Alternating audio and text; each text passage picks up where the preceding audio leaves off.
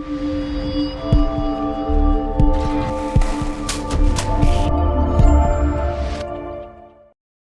right, so good afternoon. Happy Monday, May 9th.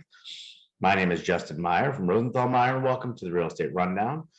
Today we are talking about additional clauses. These are going to be clauses on the contract that realtors add, and we're going to talk a lot about where they go and what they can do. Before we get started, though, my standard disclaimer: I'm not giving legal advice. I'm not giving financial advice. This is general information. Before you take any actions, you do on the legal side, you do want to talk to an attorney, so on and so forth. A little bit about me: I'm admitted in 3 states, as we were talking about. I'm admitted in Florida, New York, and New Jersey. I'm also admitted in 3 federal courts, which is interesting because I don't litigate. I haven't in years, but I handle real estate law and title. I handle probate, and I handle business law. I've been doing that for a while. I've been in closing rooms. I've represented buyers. I've represented sellers. I've represented lenders, in fact, as well. And now here in Florida, I handle title. Rosenthal Meyer, our firm, is a law firm. We've got offices in Orlando and Long Island. Our main office is in Avalon Park, where I can see Millie's office from my window. I sometimes like to look at her and wave. I don't think she can see me, though. We do real estate and title, estate planning, Medicaid planning, probate, and business law. And we do also act as title agents. So services we provide to real estate agents and teams: obviously education. We're doing this seminar today. We do a few of these. We also help with legal support, answering questions as they come up, being available. And then we also have meeting space available for teams and realtors who need to sit down and meet with clients in person if they can't get to their offices. Upcoming seminars: June 13th, what realtors need to know about trust, powers of attorney, and ladybird deeds. Matt Rosenthal from our office will be presenting that. I'll probably be on the meeting as well. July 11th, this is what I'm really excited about. I'm going to talk about for a minute now. Social media marketing with Michaela Walker from the Carriston Group is going to be a really good one. But one thing that she and I have talked about is that's a really broad topic. And what she's asking for, and I'll start putting this out there, is what do people want to know about? She does a lot of work on TikTok. Actually, she got me on TikTok, but she does a lot with people on TikTok. So that's probably an area she'll focus on if there aren't questions. But we're going to start soliciting questions for that early. In fact, we're going to start soliciting questions for that basically today, starting now. Basically, if you know what you want, or if you have things you want her to talk about, let us know. We'll bring it to her and bring it up. We do this the second Monday of every month. So our future dates are up there. We have a lot of things planned. We're still finalizing our August presentation, but September we're hoping to have Chad Kraft talk about personal branding. October is going to be a really nice presentation with James Groves from Hole in the Wall. He's going to be talking about repairs and what sellers agents and buyers agents need to know about repairs and mold and things like that. We're still working on our November program, and then December we're going to have a couple of property managers talk about what listing and buying agents need to know about property management. Okay, we're gonna have a couple of people, it looks like, talking about that. It's gonna be, I think, a really good presentation. Really looking forward to all of these. So let's see what we're gonna talk about today. We're gonna talk about what are additional clauses, obviously, and then what can go wrong, because if nothing can go wrong, we can go home early, right? We'll talk about post-occupancy language. We'll talk about appraisal gaps. We'll talk about escalation clauses, and then we'll talk about some other clauses that I've seen. So let's start with what are additional clauses. So section 20 of the contract is this beautiful blank space that just says additional terms. And you can write anything in there. And in fact, realtors have. These are additional clauses that are not part of the standard printed contract. You can use this to modify the standard printed contract if you want to change it so that the deal is being done in Bitcoin or other cryptocurrency, because the standard contract says US dollars. So if you want to change that, this is where you could do it. If you want to change it so that Saturdays, Sundays, and holidays are counted as days, and if it falls on a Saturday or Sunday or a holiday, we're still going to do it. This is where you could put that. You could also put these all in addendum. An addenda, I'll tell you, you can fit about 3 or 4 good clauses here, depending on how you write. I know because I've played around with it. So it really depends. Just something to keep in mind, though, this is, this is all part of the contract. This is all binding. So language, repair, some other language, though, repairs that will or won't be made, appraisal contingencies, conditions for the sale. We're seeing the four most common types that we're seeing right now: post-occupancy language, appraisal gaps, escalation clauses, which of course are the first two that we're going to talk about. And then seller will make no repairs. I put that in quote because that's what I'm seeing. I'm seeing in quotes, like that word, pretty much that wording. Seller will make no repairs, will not, and then some variation. Seller will offer no credit for repairs. Seller will do nothing.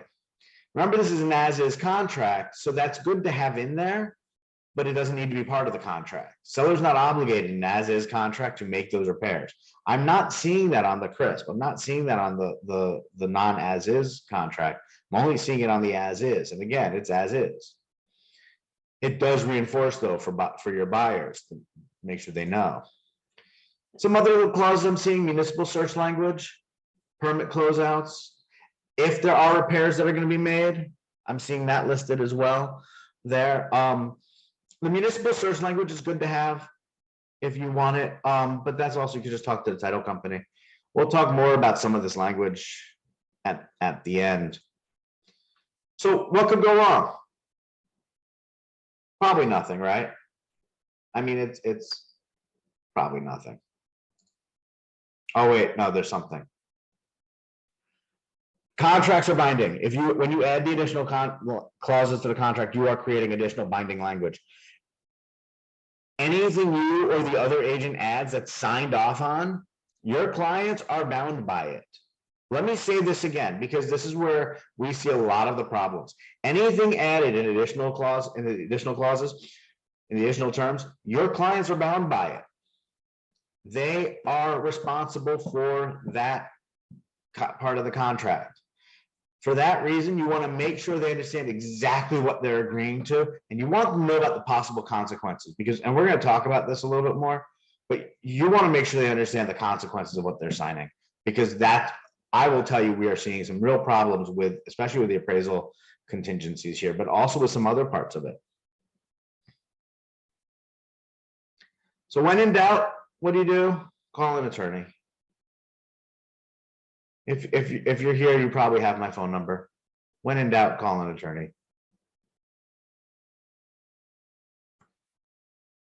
The other side of that, though, is be careful what advice you're giving. Okay? If you are a real estate agent, you can't practice law unless you are also a licensed attorney. Do not give legal advice. Be careful about what you draft, because you can't prepare free-form contracts. You are not licensed. If you are not a licensed attorney, do not get caught practicing committing unauthorized practice of law. It is a crime. They don't prosecute it much, but it is a crime. But you can also get sued for it as well. Okay, this is where agents get themselves in trouble a lot. So let's talk about post-occupancy clauses. I've got two of them up on the screen. Both are from contracts that I've seen, though I have changed the language around a little bit. Buyer will allow seller to remain living in the property for 10 days, and then buyer will lease the property back to seller for a period of 2 months. Seller will pay a rent of $2,400 per month to buyer. First one, seller's got a house for 10 days. Does the seller have to pay rent? It doesn't say it, and I'd argue no. Now, when I've done this in the past, and in New York, this is common, right? 3 to 5 days post-occupancy. I've always made them pay mortgage insurance. I might not make them pay rent, but mortgage interest, sorry. The daily mortgage interest. I may not make them pay rent, but whatever the daily mortgage interest is, I've made them pay that. You want to make sure you're putting something in there that covers that, because right now they're just getting the house for 10 extra days. Yeah, you might do prorations of taxes through the 10 extra days, but that's not even abundantly clear here. If you're going to do a small post occupancy like this, you want to make sure you're covering prorations. You want to make sure you're covering, mortgage interest daily. Things like that need to be covered. Is there rent being paid? Is there an escrow holdback? Okay. Buyer will allow seller to remain living in the property for 10 days, gives a lot of leeway to the seller and kind of traps the buyer there. Buyer will lease the property back to seller for a period of 2 months. This is a lease. But no, Justin, you say. This is just, a little bit of a lease. No, this is a lease. I have a lease here. I have a 2-month lease. I saw this recently where the seller and the buyer had language similar to this in their contract. In fact, the contract that I got this from. And the buyer submitted on the day of closing, sent a lease. Said, I have an application, I have a lease, I need these all filled out.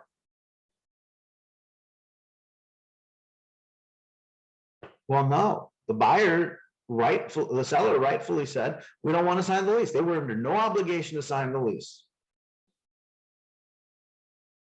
because they had a 3-month lease already.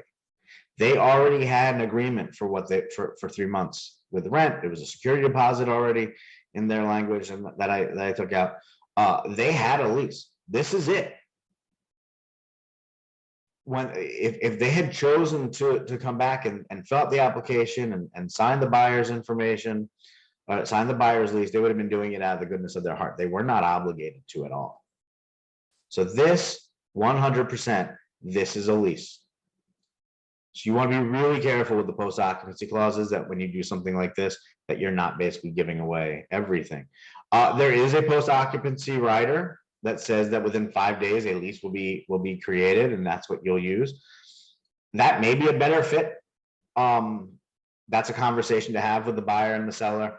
Do I like that better? It does get you a lease, right? It does get you a lease signed. But there's something else to be careful of here. There's 2 things that I want to make sure you're aware of. And I'm going to go in reverse order. The first is, if you have a lease of more than 2 months, you're not going to get a primary home mortgage on that lease, on that property. So make sure if it's in the contract, make sure the lender's on board with it. A lot of lenders will say no. If they see a contract with a 2.5, 3 month lease back, they're not going to approve it, because you have to be in within 60 days. You have to be occupying the property within 60 days. I always say 30 days. If there's a lease on the property, I always say 30 days. I don't even say 40. Some lenders will say 45 is fine. Evictions take time, and you don't want this loan called due. If you are not in the property on day 61, the lender can call the entire loan due. Will they? I have yet to see it. Does that mean they won't? I mean, I don't play around with it. I don't want to play the game. I don't want to chance it. This is an easy thing to fix. This is an easy thing to take care of. Then the second question is, are short-term leases allowed in the community where the property is? A 2-month lease is a short-term lease. Can you get in trouble with the HOA on day 1 because you have a short-term lease there? A lot of HOAs have been asking for altas lately, and I think maybe they're looking, and I don't know if they're looking to see if there's a lease back on there. We won't put it on if you ask us not to. But a lot of HOAs are asking for altas, and that may be why. I don't know the full reason. We generally just send them the deed. We don't like to send the alta. That's none of their business. But are short-term leases allowed in the community? Because they do know about the sale, so they will know if you haven't moved out yet.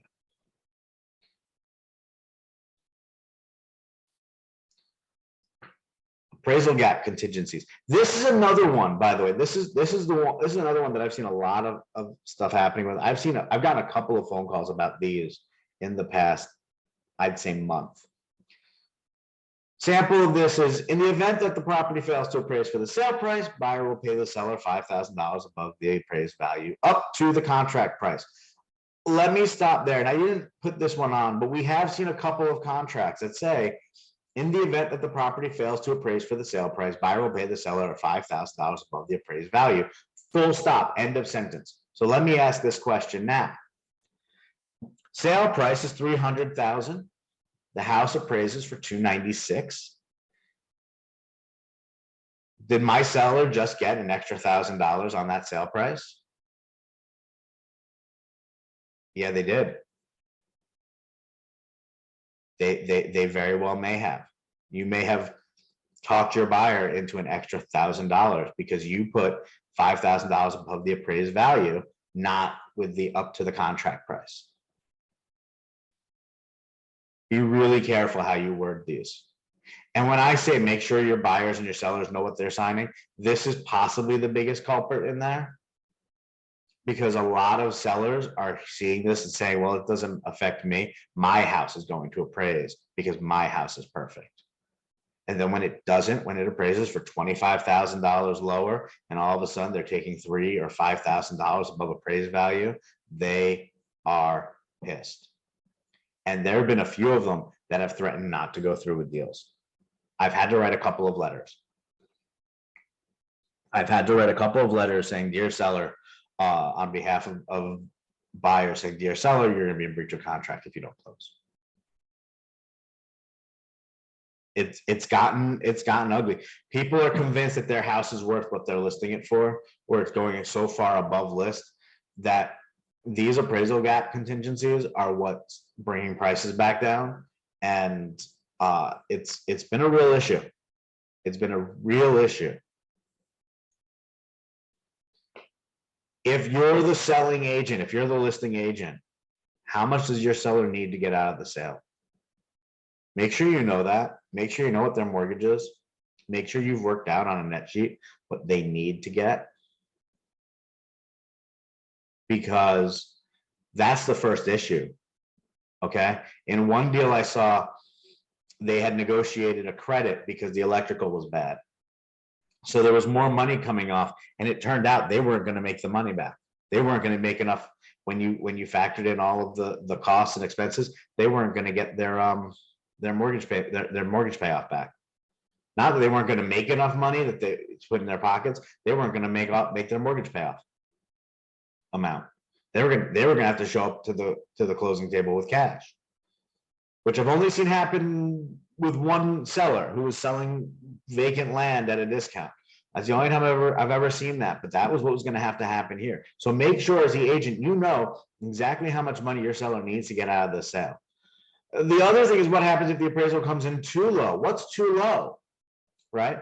Is it 25,000? Is it 30,000? Is it 40,000? Right now, if you're selling a house at 500,000 and the appraisal comes in at 450,000, you're now selling that house for 455. Is there a low limit that below that you want to cancel the deal? If so, make sure it's in there. Don't say it won't appraise for that low of value. Don't say that, because it might.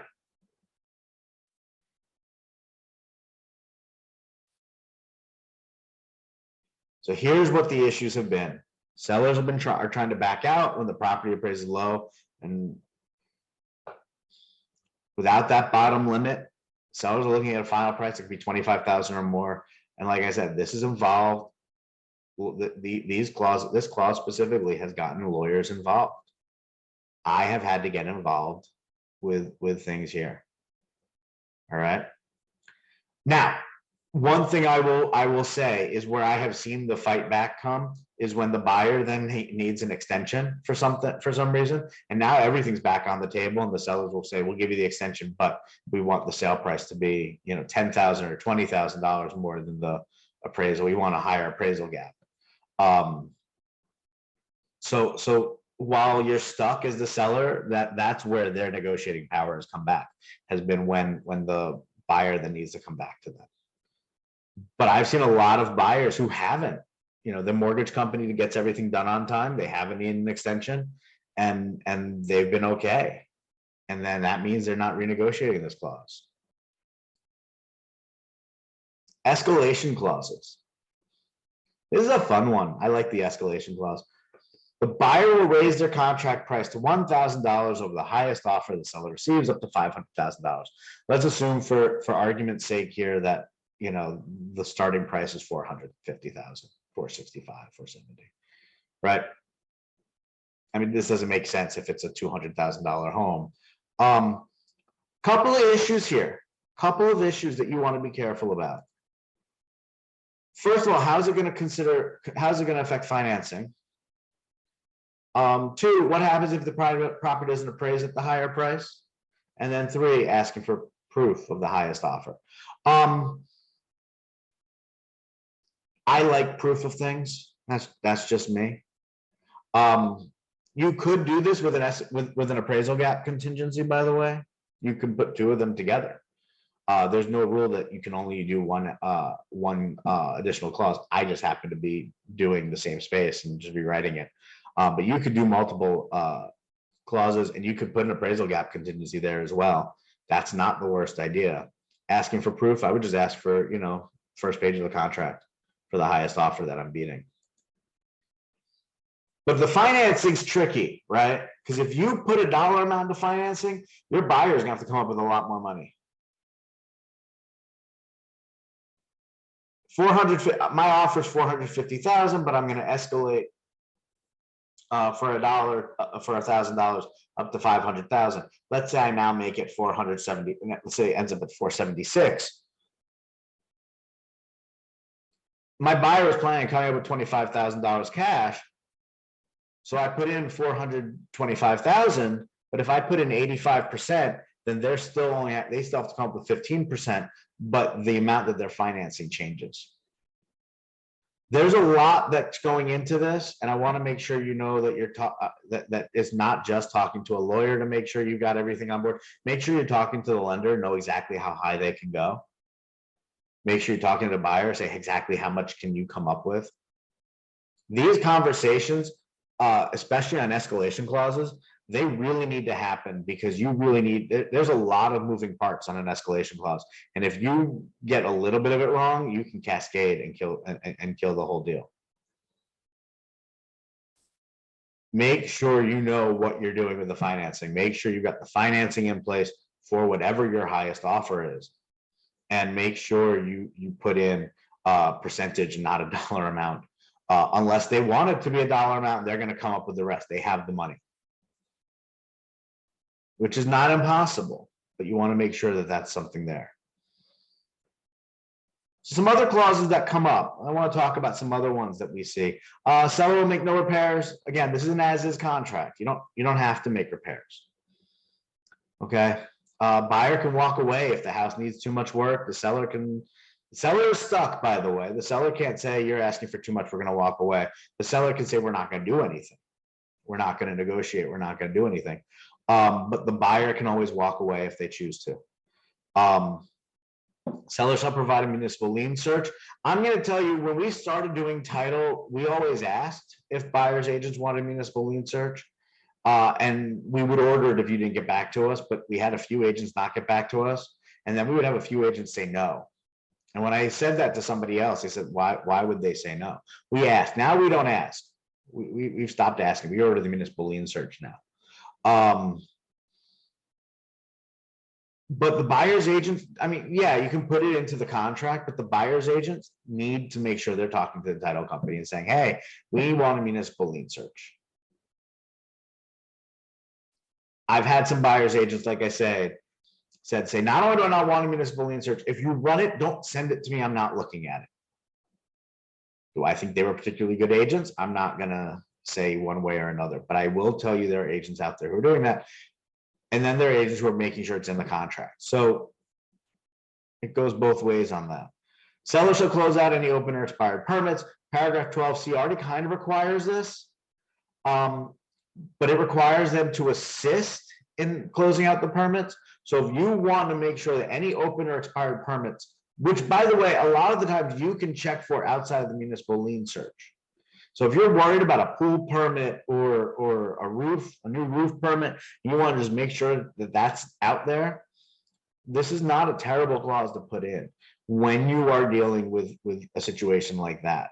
As a matter of course, the seller has to cooperate and generally has to close out any permits prior to closing, but the language is a little bit more vague on that. So,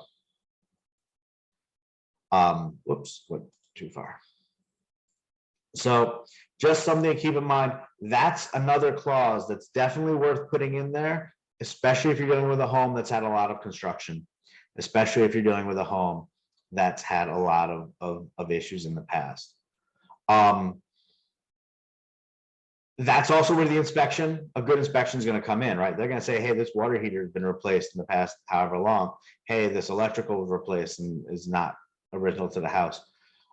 Also, and I'm gonna put this out there, when you're dealing with new construction, somebody who's selling a new construction home, put that language in there. If you're dealing with somebody who's selling a home where they are the first owner, put that language in there. And I'll tell you what, we dealt with a property where the first owner was selling the house. Great, you say. It's going to be easy. All the permits are closed out because they had to be closed out in order to get the CO, and they didn't do any additional work, so there was no problem, except the builder had forgotten the roof. I mean, it had passed inspection. They'd done all the work and it was fine, but they'd never put the paperwork into the city. So the roof permit was still open when they went to sell the house like 4 years later. Now they went to the builder and the builder took care of it, but it could have been a bit of an issue. You want to throw that language in there just to make sure it's covered. New construction, especially new construction right now, things are getting missed. Things are happening quickly. You want to make sure you're covering that new construction. All right. So that's what we've got on our clauses. Let me tell you again about our upcoming events. Again, social media marketing. I'm going to tell you if you have questions, go ahead. Send them in early. We're going to forward them along. June 13th, what realtors need to know, that registration is going to be up later today. And we'll send that link out when we send out the video, but that registration will be up later today. That's going to be a really good one. I'm going to tell you a little bit about that. Trust, powers of attorney, and ladybird deeds. We're going to talk. Ladybird deeds are things we've been seeing more of. We do a lot of them. Trusts obviously is something that we do quite frequently as well, and they can hold property, and you can have a trustee who's not the original owner of the property. It could be a child, it could be a spouse or a cousin or an uncle. Powers of attorney, though, are going to be a real issue that you should know about, because we're seeing that happen enough. And agents don't always know what the rules are with powers of attorney and how that's going to look. That's something that I always feel is important to discuss, and we're going to cover that in June. If you can't make any of these, obvious, as always, they are recorded. We put them online. They'll be on YouTube. This one will be online. If you want to share it with friends, we encourage that. Probably later this week. Generally, I try to get them up by Friday of the week. So that's when this one will be up. And there we go. So thank you all for coming. I'm going to go ahead and stop sharing my screen and open up the questions. But again, my name has been Justin Meyer. I hope you had a really good time being here. I had a great time presenting. And thank you all very much. Hey,